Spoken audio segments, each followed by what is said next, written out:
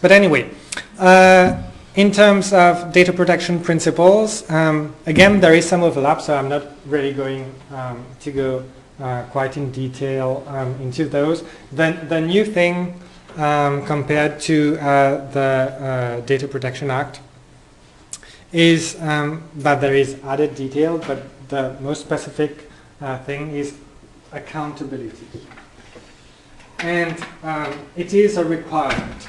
So the GDPR, well, I'm just going to skip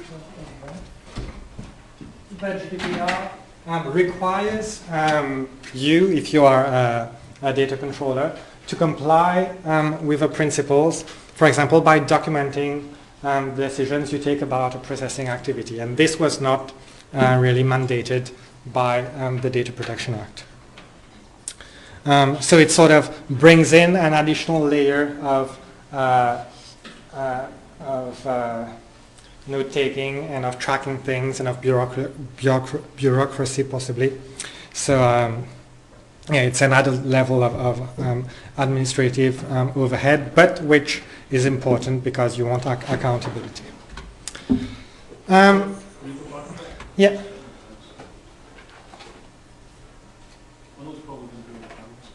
Yes, the slides are already on Canvas. So one thing, one part of the Data Protection Act that I didn't really go into detail was rights. So this here in the GDPR, again, there is quite some overlap between the two, but let's look at the rights as they are enshrined within the GDPR.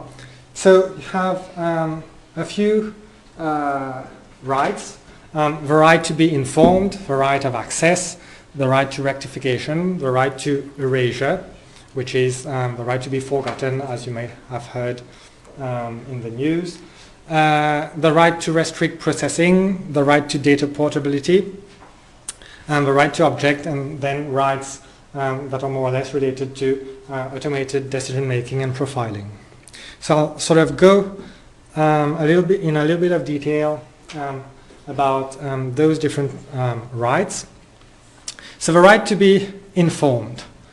So this right encompasses the obligation to provide fair processing.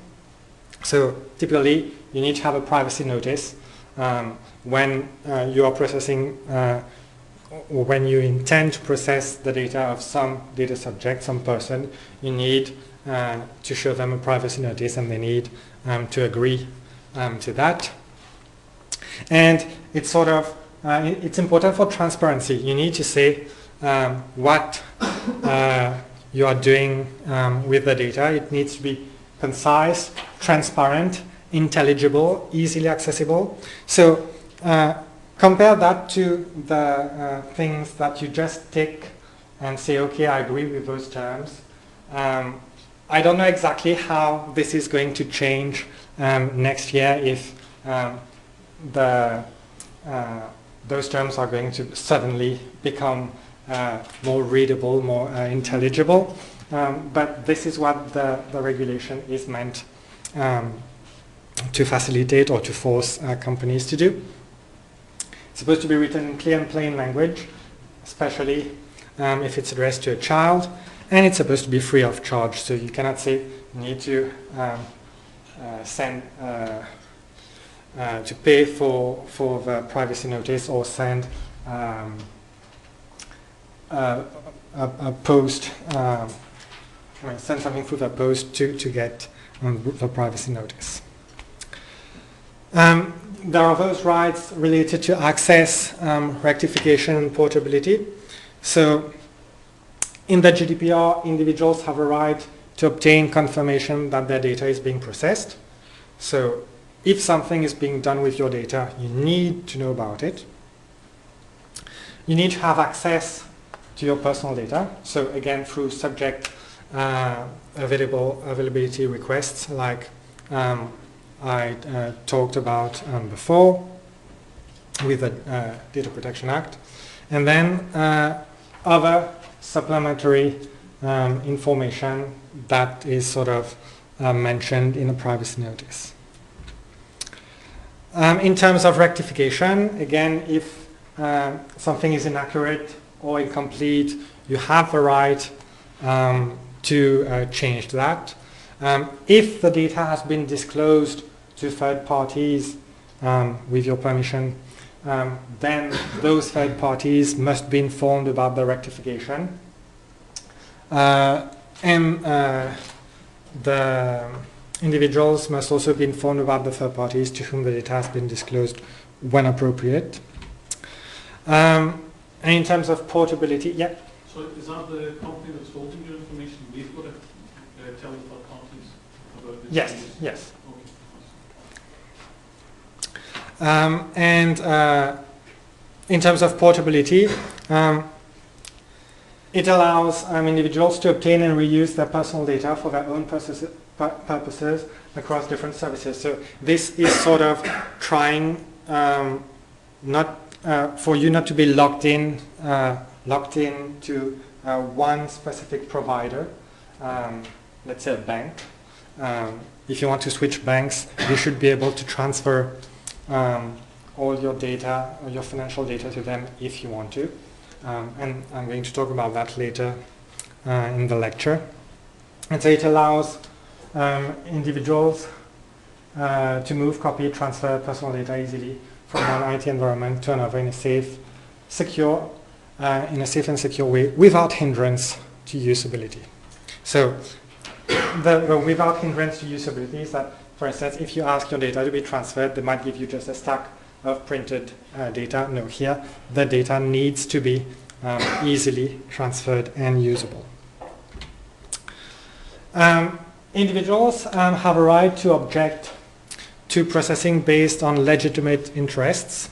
So legitimate interests are defined further in the regulation, but I won't go into this because actually I don't remember what legitimate means here. But go to the link and you'll find out. And of the performance of a task in public interest or exercise of official authority, including profiling. Individuals have a right to object to direct marketing, including profiling, and to object to processing for purposes of scientific, historical research, or statistics. So it's really, you can object to pretty much everything that is not, let's say, terrorism related or things like that.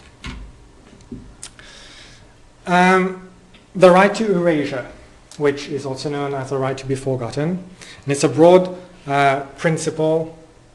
The broad principle that underpins this right is to enable an individual to request the deletion or removal of personal data where there is no compelling reason for its continued processing. So again, what a compelling reason would be is potentially subject to interpretation, but there are things that are defined in a bit more detail in the full regulation. And under the Data Protection Act, individuals have a right to block or suppress processing of personal data, and this is the same thing in the GDPR. When processing is restricted, this does not necessarily mean that you need to delete the data, right? The data, the personal data, can still be stored, but it shouldn't be processed further. Yeah. Oh, sorry, I was just going to ask a question on that. You just touched on it. Certain sectors, they hold information on individuals. Yeah. So it could be transactional property that you bought, it could be something else. But once the transaction's been done, and you don't have anything to do with that, middle agent, they still have to hold the details for a number of years. How does that affect this legislation? Because sometimes it's in hard copy, and some people are still, although they're not, some industries are still updating the data. Yes. So it's all about the interpretation of compelling reasons, right? So if there are legal requirements, for instance, for holding the data, then that's fine. That doesn't change. And there is a list of compelling reasons, and there is scope, a little bit of scope for interpretation. So it's not as if with the GDPR this is not going to be possible anymore. And also, as long as the data subject has given permission, that sort of still makes everything okay in a sense. Excuse me. Yeah. What's the point to keep store the data if you cannot use it? This might be only on a temporary basis, right? If So accountability, sometimes you've got like ISO regulations to keep all the files for up to three to 5 years. Because in any case, they might have to come back to it, there might be a contract. So sometimes you've got to keep a hold of those files. Yeah. Is that what she was asking? I don't know if that is exactly what you were asking, but I think you were referencing the not processing but still storing, right? Yeah. So the restricted processing might be on a sort of temporary basis, right? So you would still store the data and not discard it, and this, I guess, would be one of the main aspects of it. There are possibly other things that I don't know. May I ask an additional question? I think of this more into like in health data. Yeah. Right? So you have, everybody has their data stored, Yeah. but you don't want it to be used for statistical research purposes. But then it also conflicts with the reverse question and say, what if I ask that my personal health data are deleted from NHS? That conflicts the interest of the individual. What happens then? I don't think I'm going to be able to explicitly answer that. No, that's fine. But the GDPR is sort of enshrining all the rights of the individual, right? Usually above other considerations. So I don't know explicitly how that would be interpreted, let's say in terms of health data, but the rights of individuals and his wishes or her wishes are very important in the legislation. I'm sorry, I got. And actually, having watched a lot of lawyers talk about this and answering questions, we don't always have the answer as well. So I think I'm not doing too badly here. In terms of the right of to erasure and restriction of processing, so that might sort of answer the question. I don't know. When does the right apply? When personal data is no longer necessary in relation to the purpose for which it was originally collected or processed, when the individual withdraws consent. So I guess that would sort of fit maybe, I don't know if that would work for health data. When the individual objects for processing and there is no overriding legitimate interest for continuing the processing. So maybe if the health data is a context where there is an overriding legitimate interest, then there wouldn't be this right to erasure. When the personal data was unlawfully processed, and therefore in breach of a GDPR,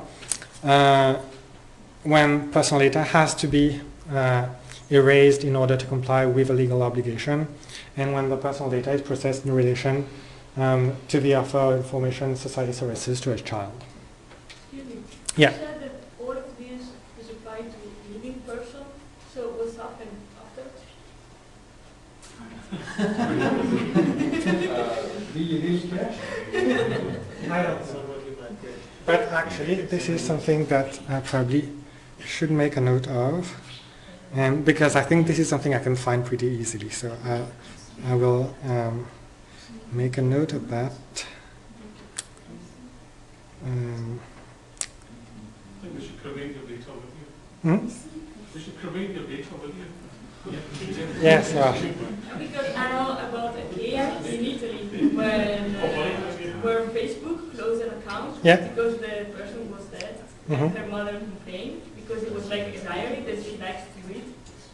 So Is that recent? Because it seems to me that Facebook doesn't actually close accounts now. They memorialize the page, and so it was 1 month ago, so it's Okay. pretty recent. My understanding of Facebook processes when someone dies is that they block any further additions, any updates to the profile, but then it's sort of memorialized and people, friends of the person can still look at the page unless the close relatives object to that. But No, maybe her mother wasn't her friend in Facebook, so she couldn't. yeah. I think I just Googled it, so in chapter 3, it's the GDPR doesn't apply for the deceased person. Okay. Yeah. Doesn't. Deceased people. Like Does not apply. is it dead? If they dead, right? Then Yeah. whatever they can use. I mean, the service provider, social media, they have right to use the information because maybe before you die, you can request to delete it. You lost a million. Thank you. Then it will be forgotten forever. Thank you. Yes, you might want to have some kind of kill switch on all your data that if you, yeah, yes. With all these interactions with the people as a user and the people holding the data, are they free of charge or who's paying for all this administration? So, from the point of view of the user or the data subject, they are free of charge at least the first time they ask for the information or something like that. If you make unreasonable demands from the data controller, so asking again and again the same information, then the GDPR allows the data controller to give this information for a fee, but that only corresponds to the actual cost of processing it. Yeah. With the Facebook example, you talk about the account being deleted. Yeah. Facebook still have the personal information in that case, in that Yes. respect. So if you really wanted to completely close it, you would delete your account and ask them to forget you as well. And maybe go the other way around because Ask them to forget you then. Yeah. Yeah.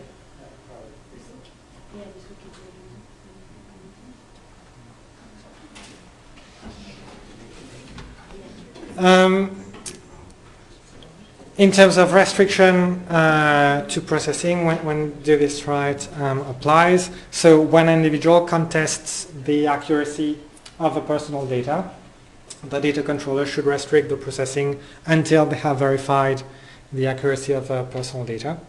Where an individual has objected to the processing and the data controller is considering whether or not the request is legitimate. When processing is unlawful and the individual opposes erasure, here I'm not entirely sure in what case you would need to be for the individual to oppose erasure and still want the data to be kept when it's unlawful. But if the data processor no longer needs the personal data, but the individual requires the data to establish or exercise or defend a legal claim.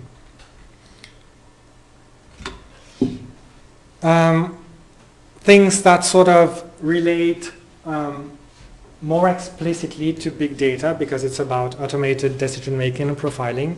So the GDPR provides safeguards for individuals against the risk that a potentially damaging decision is taken without human intervention. So for instance, through a machine learning algorithm. And these rights work in a similar way to rights under the Digital Protection Act. And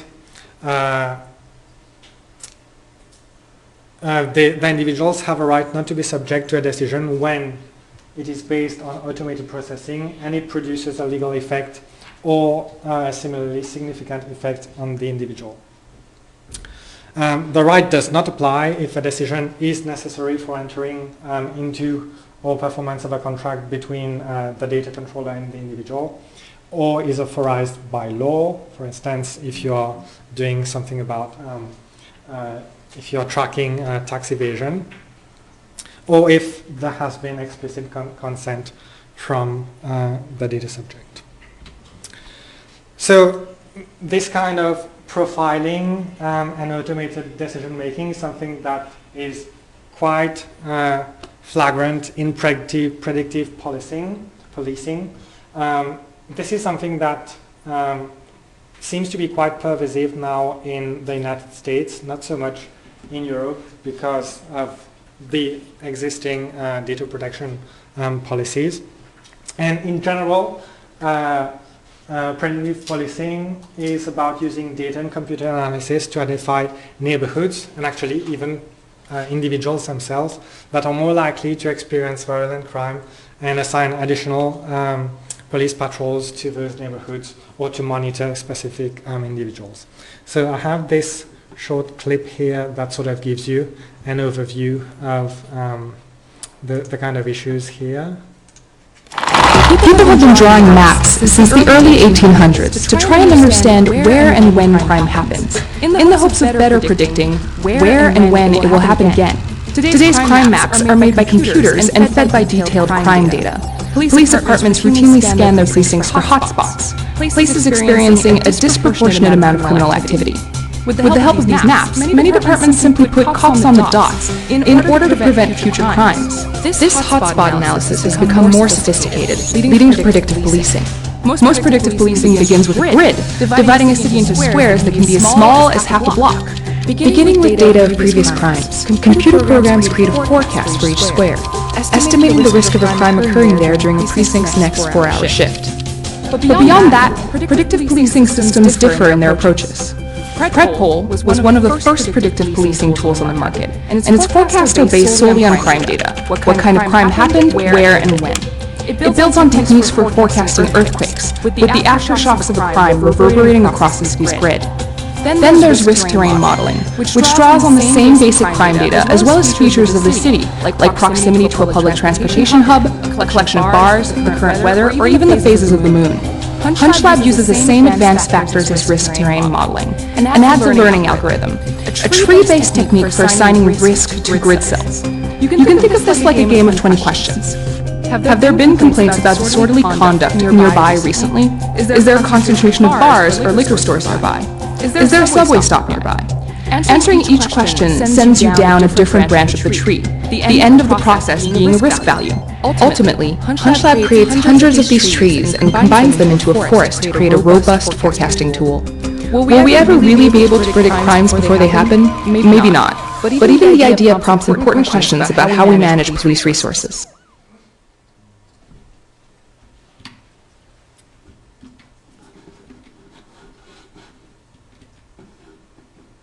Okay, if that allows me to come back to the presentation. Okay, so this was an overview. Great. Okay. So this was an overview of sort of predictive policing in the United States, right? To my knowledge, this is not really the case in Europe in general. But in the United States, it's something that is quite scary in a sense, because they're making decisions about people's lives and about the crimes that they might or not commit. And sort of the GDPR has a lot of well, the rights that are given to individuals in the GDPR sort of prevent a lot of profiling and automated decision making without the data subject's consent that would be required for predictive policing. But I still think it's interesting to have a look at because it applies worldwide. So yeah. What's the problem with predictive policing, or for that matter, any kind of profiling algorithm? But let's take predictive policing as a kind of case study. So any predictive algorithm needs good training data, right? You're trying to predict something. You want to learn things that are true. And this is generally not the case for crime data or data related to criminality, because crime data are biased. So crime itself is some kind of largely hidden social phenomenon, and the data you have is about specific events that you have been able to measure and record, right? And then once you record this data, it's not collected, it's not recorded uniformly. For instance, when people are calling the police, when you have police calls, they are not necessarily in neighborhoods where more crime is happening. They're probably where more people are paying attention to crime, and sort of the attention is focused on those areas or neighborhoods, and this can often be biased either by gender or ethnicity, potentially also by other social economic factors. And it's really important to note that it's not possible to completely remove bias in those cases. And this is an illustration of a kind of heat map of more dangerous or less dangerous zones in one of the predictive policing software in the United States. So, should the use of predictive policing be stopped? Well, the GDPR sort of puts into place quite a lot of barriers to actual implementation of such software in Europe, but let's say we're in a more international context in the United States or in other countries that might favor those approaches. So it's unlikely that predictive policing is going to stop, right? But what we can do as people who are working in data science and as citizens in those countries, if we ever are living in those countries, is that we need to understand that there are biases, and the different stakeholders that are using those systems need to understand that there are biases. We need to understand that there is a need for transparency. So the absence or the claimed absence or minimization of bias must be proven through auditing. Ideally, if the code is open source, this is a bit more feasible. So there is auditing in the financial industry, in the financial sector.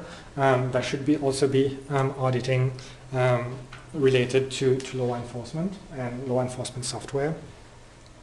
And something that is also important is that there needs to be human understandable explanations of decisions. So if you have an algorithm that tells you this is A and not B, it should be able to explain in a way that not necessarily a random person, but someone with some knowledge can understand.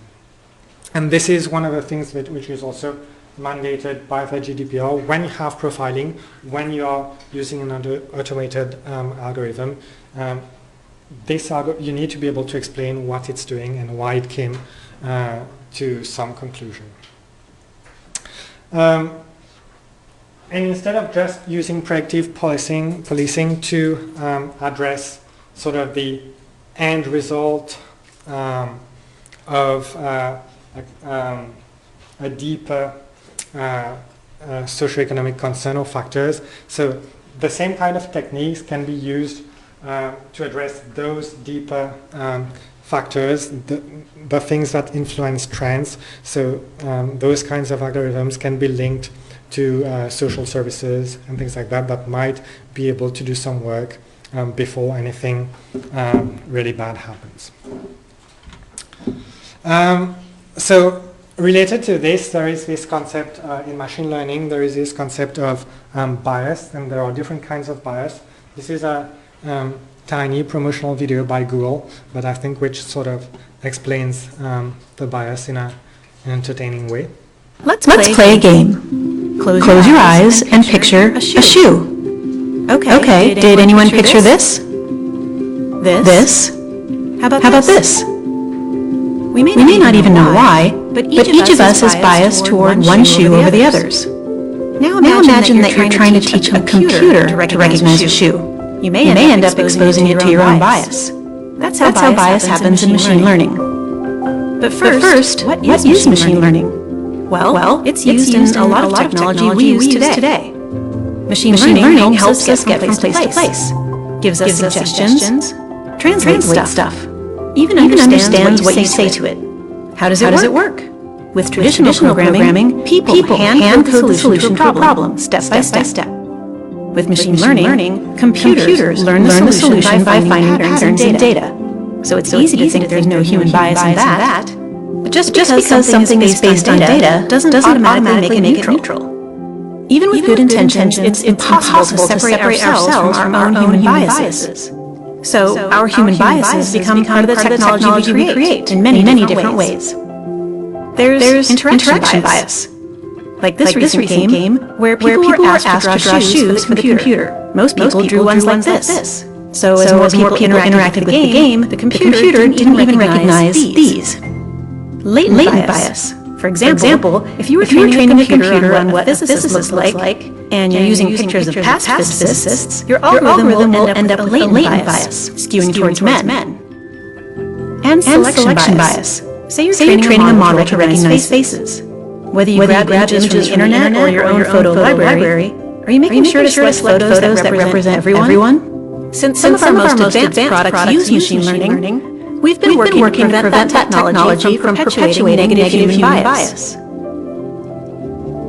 From tackling offensive or clearly misleading information from appearing at the top of your search results page, to adding a feedback tool in the search bar so people can flag hateful or inappropriate autocomplete suggestions. It's a complex issue and there's no magic bullet, but it starts with all of us being aware of it so we can all be part of the conversation. Because technology should work for everyone.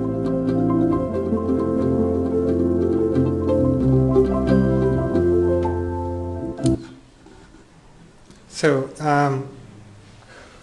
the factor of using training data that is not biased, or at least trying to minimize the bias, I think you understood is important. As a wider... Let's play a game. No. Close your eyes and... No, that's enough games. As a wider issue, it's also people who are creating those algorithms. If it's only, I don't know, 20 to 25-year-old white males, they might not have the breadth of background to just spot that they might be biased themselves. So that's why it's important also to have different people from different backgrounds doing computer science and doing machine learning and doing, well, programming in general.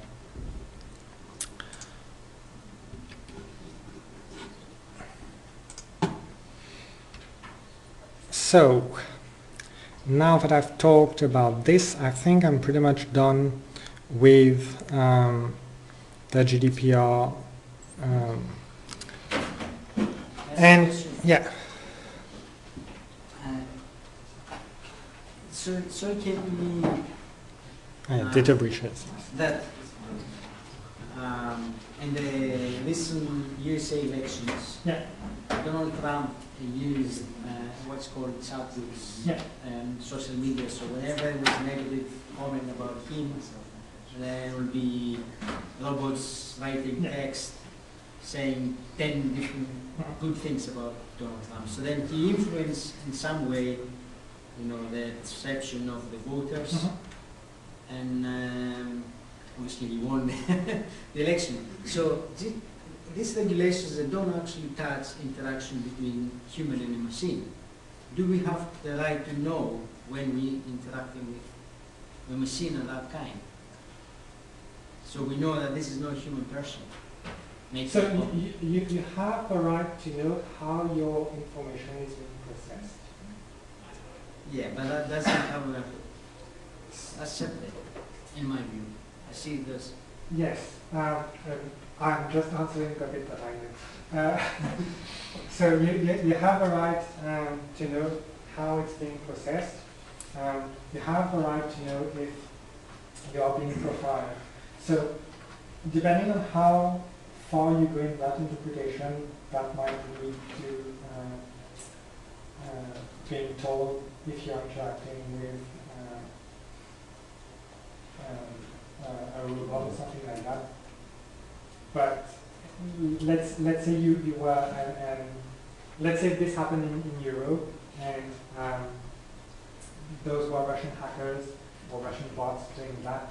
I don't think they would care very much, and there would be the issue of enforcing the legislation outside of Europe when the actual people who are doing things against the regulation are not within Europe. So. Yeah, but let's say that's European elections and someone candidate is using that robot to affect the voters' perception of how good he is.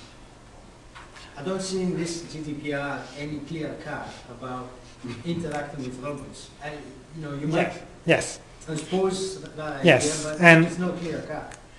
No, and I don't think I don't see it either, but I cannot answer that definitively. Right. Yeah. I think I read something to say that you've got the right to know whether you're, when you the online chat boxes, under GDPR, you've got the right to know you're communicating with a person at the other end or an automated. And I'm sure you can use those, but I'll try to find it again. So I read it just from LinkedIn the other day. It's not in the. It's a big issue in the States right now. Yeah. I'm talking about this side because now it's been apparent because of the elections, but it's definitely not in the GDPR as far as I know. I'm sure there's something about maybe not what you were talking about, but like the chat boxes you get. Do you want to speak to the person before you've got the right to know whether you're there's somebody typing at the other end or it's I think that there's a lot of interest from quite a lot of you here. What I'll do is I'll create a discussion on Canvas, and then you can sort of pitch in and sort of share the different resources you have found. I still need to finish a few slides. So the GDPR also has regulation for data breaches and notification when there are breaches. So, and this is something new.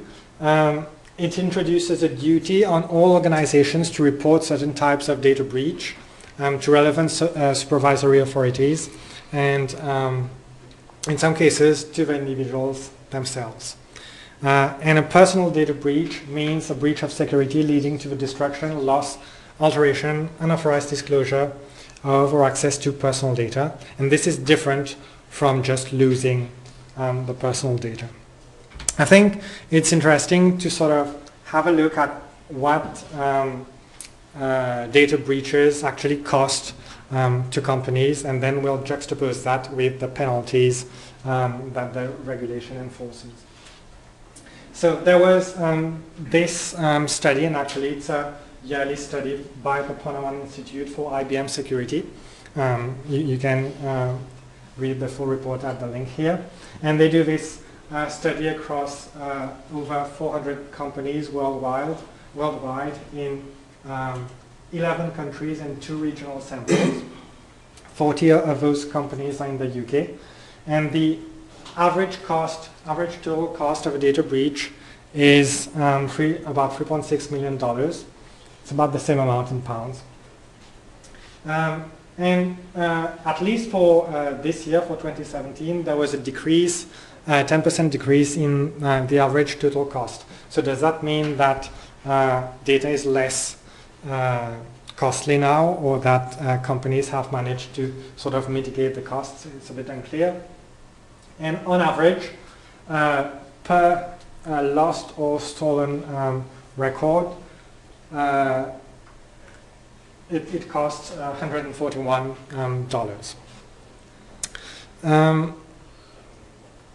And also what's very striking is that once you suffer a data breach, you're about 30% more likely to suffer another one in the next 2 years. So how do you come up with numbers like that? They looked at the unexpected and unplanned loss of customers following a data breach, so the churn rate, so customers moving to a different provider. The size of a breach, or the number of records that are lost or stolen, the time it takes to identify and contain a data breach, the detection and escalation of the data breach incident, and post-data breach costs, so litigation, things like that, but also costs to notify victims. So 3.6 million for a data breach, where now the GDPR says explicitly says you need to protect the data. Let us compare that to the penalties. So currently, with the Data Protection Act, the maximum theoretical fine is £500,000, and this actually was never levied. The most that was ever levied was £400,000 for TalkTalk last year, if you remember. We had this big breach of hackers taking a few million customer records. With the GDPR, there is an upper limit of 20 million euros, and this is for any kind of extremely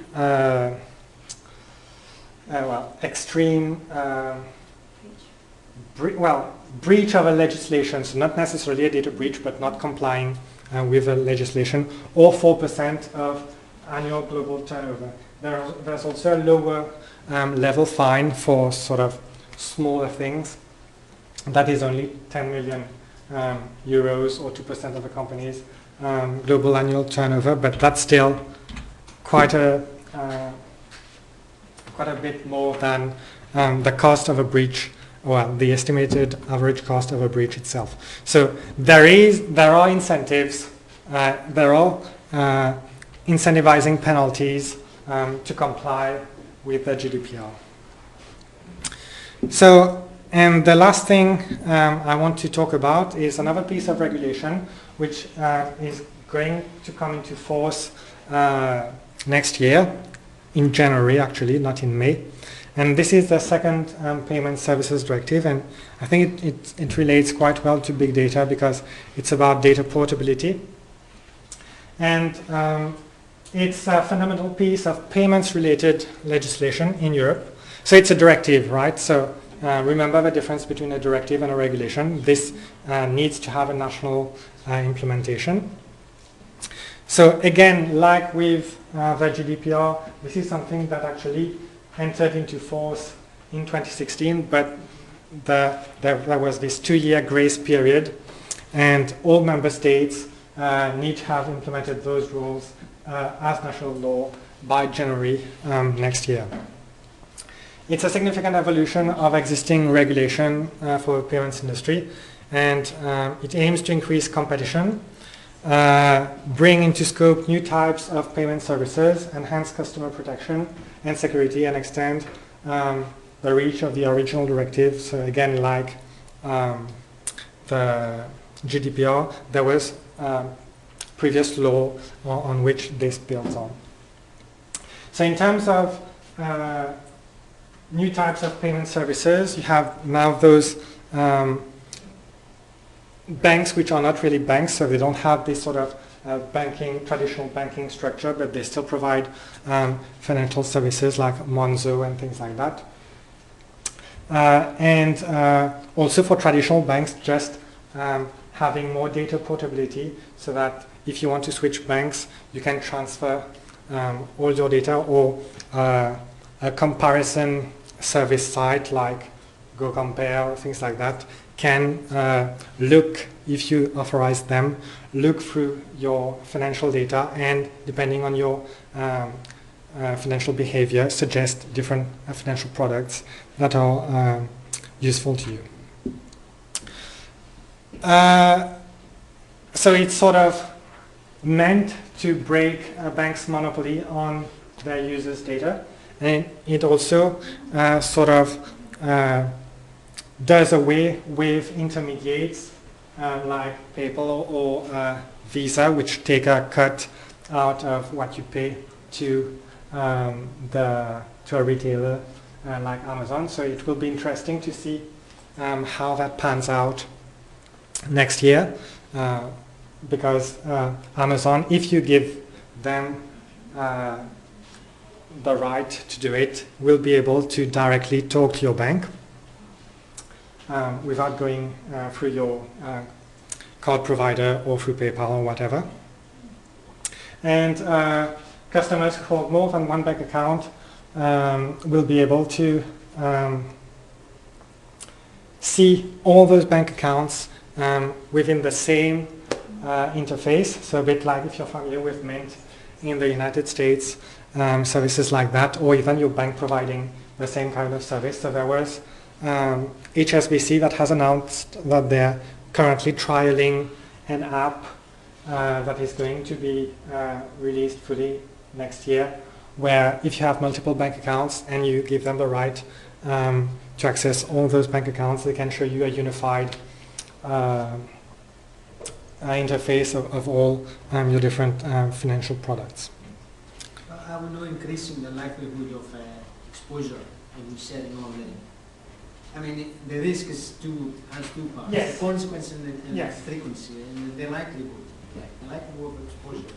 And we're now actually increasing now the likelihood. Yes, and this is sort of a paradoxical aspect of those two pieces of legislation, is that so both are trying to promote portability of the data, but the GDPR is also trying to promote minimization of the data which is shared, whereas this is trying to maximize the data which is shared.